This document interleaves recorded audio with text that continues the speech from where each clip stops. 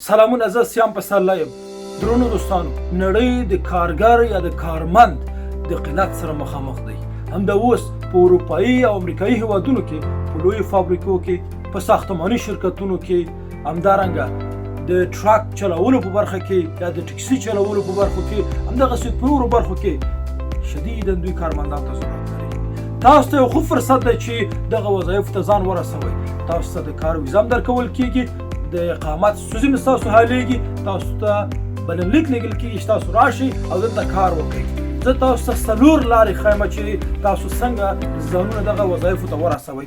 لومړی تاسو باید جاب پورټل ته ولاړ شئ. لکه په افغانستان کې موږ jobs.aif لرو، ولې په نورو هیوادونو کې د نړۍ په کچه مشخصا په امریکا کې موږ د indeed.com په نوم یو پلیټفارم لرو. د کیریر په نوم بل پلیټفارم دی. نور پلیټفارمونه هم شته چې زه تاسو ته په لاندې کومنټ کې لیکم، حتما دا وګورئ. 10-12 شرکتونه تاسو ته زه معرفي کوم چې تاسو کولی شئ د هغوی په واسطه آنلاین وظایف پیدا کړئ او خپل استعدادونه ورته ولګئ. دوهم، تاسو مشخصا همغه کمپنۍ ته ورځئ، د کمپنۍ ویب سایټ ته داخلیږئ. په هغه کمپنۍ کې هغه مشخصا په ویب سایټ کې لیکل شوي چې work with us, we are hiring یا جاب یا کیریر، دغه کلمات لیکل شوي وي. هغه ته ولاړ شئ او خپل استعدادونه دغه کمپنیانو ته ولېږئ.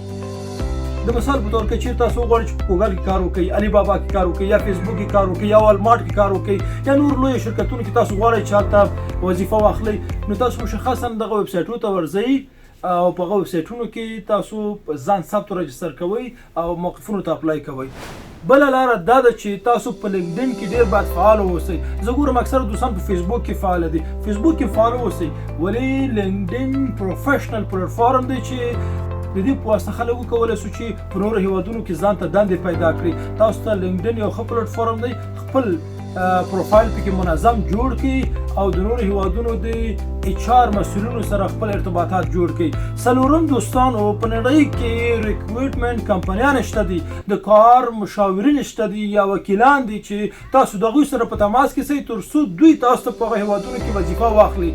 دوی بیا ځینې شرایط لري چې ممکن یو میاشت معاش تاسو نه دوی واخلي یا 15 ورځې معاش دوی واخلي، یو څه اندازه فیس چارجوي.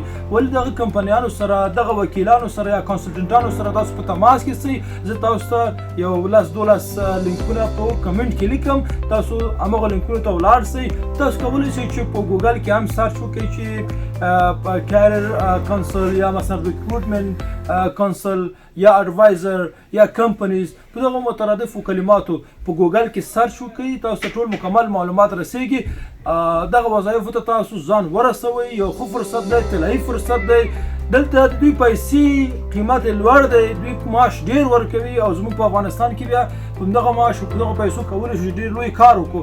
یو عادي د ټرک ډرایور کولی شي چې د میاشتې د 8000 تر 12000 ډالرو پورې عواید ولري. همدغسې که څوک وغواړي چې اوبر وچلوي، اوبر یا ټکسي وچلوي، نو په دغه برخه کې تاسو کولی شئ چې هر میاشت د 8000 تر 10000 ډالرو پورې عواید لاسته راوړئ.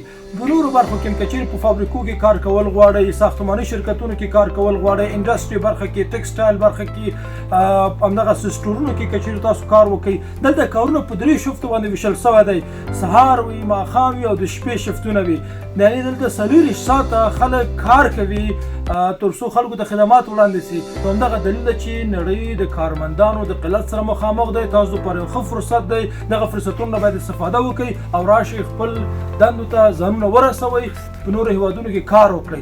دوستانو، ما دا ذمهواري اخیستی چې تاسو منظم لارې چارې معرفي کړم تر څو تاسو ښه ژوند ولرئ او وکولی شئ چې ځان ته پروفیشنل مسلک انتخاب کړئ. زما یوټیوب چینل سبسکرایب کړئ، دوستانو سره شریک کړئ او د نورو مهمو ویډیوګانو په تمه واوسئ. که چیرې په کومه بله موضوع تاسو غواړئ چې په هغه کې زه ویډیو جوړه کړم، حتما په کمنټ کې ولیکئ، زه په هغه باندې ویډیو جوړوم. ډېره مننه، کور ودان.